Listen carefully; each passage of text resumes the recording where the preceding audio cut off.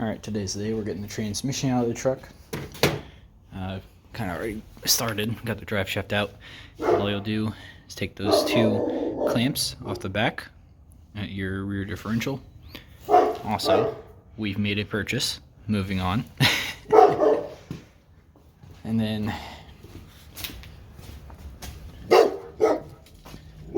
neighbor's dog is barking at me.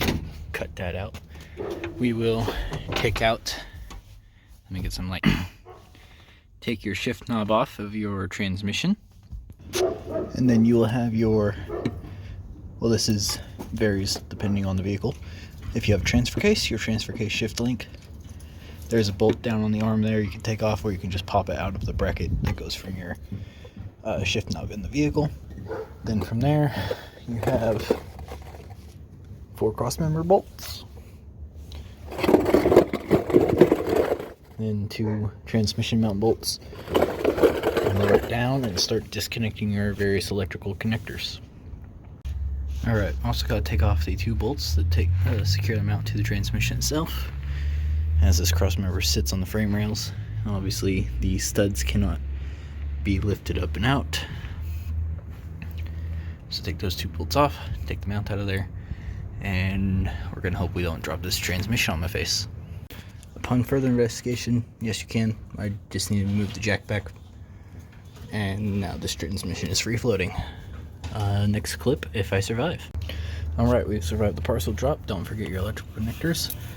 Got the big 3-prong up next to your transfer case shift knob. Fuel lines conveniently in the way, hanging on wire harness. Don't know what's up with that. 2-wire harness there. And we got a couple more on the back side of the transfer case.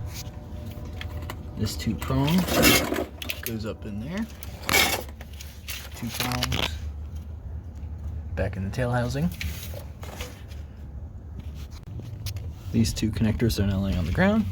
Went to the front wheel drive actuator for the electrical stepper motor upgrade. Wire harness wrapped all the way back right here, and goes up top somewhere. Get a better shot of it once I can get unstuck from the damn cross member. Alright, so that wire harness, this brown wire, loops all the way around. For that electrical stepper motor upgrade, you tapped into a wire here with the kit I bought at least. Don't be like 17-year-old me, 18-year-old me, and very shittily reach up in here and try to solder. Actually take the time to go pull this harness out into the cab and, you know, properly do this. This is disgusting and will be fixed eventually. As far as I can tell, it's all the electrical connectors on this transmission. We're going to try to get this on the ground. Alright, one more electrical connector up here towards the front on top. We did not successfully drop this on the tranny. I was trying to prop up the transfer case because obviously the weight tries to make it tilt. Then we slipped off the jack. I'm alright. Banged my finger right in between my knuckles. Might bruise, it's fine. And then won't take the band-aid off because just a chunk of skin there. We're fine. Just if you're doing this, definitely be careful. Get help or both. Neighbor's dogs are tired of my shit, so let's try to get this transmission off of my jack and out of under here. Alright, well, here it is, all out from under the truck, and there's some light. Put the shifter back on so I could just mess with it here and there. Anyway, on to our purchase. Found a 454 big block for sale. I know the valve covers and the intake look bad.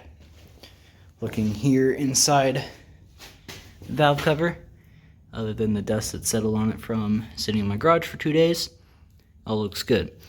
Guy said it came out of a 69 El Camino that he bought from another guy who was using, that was him and his grandfather's project car. Sadly, his grandfather passed away. The car got put to the side. The guy I bought this engine from got the El Camino for the rear end. Went to sell the El Camino. Guy that bought the El Camino from him said he doesn't want the engine or the transmission. Guy I bought this from said, fine, I'll take it, I'll sell it individually. Plenty of people are running the transmission separately. I don't know anything about the TH400, but I'm assuming something's done to it, given it has shop decals on it. As far as the information we were both given on this big block was gone through, said it ran in the car, never got the full drivetrain set up, so basically the car was used as an engine test stand. So as far as I am concerned, this motor should be good. I will go through it. I might overbore it. I might also stroke it. We'll see what happens, or see which way I go. Now, what my dilemma is the truck that's sitting out there, I still want to keep four-wheel drive. I don't want to have to hunt down a new transfer case unless absolutely necessary.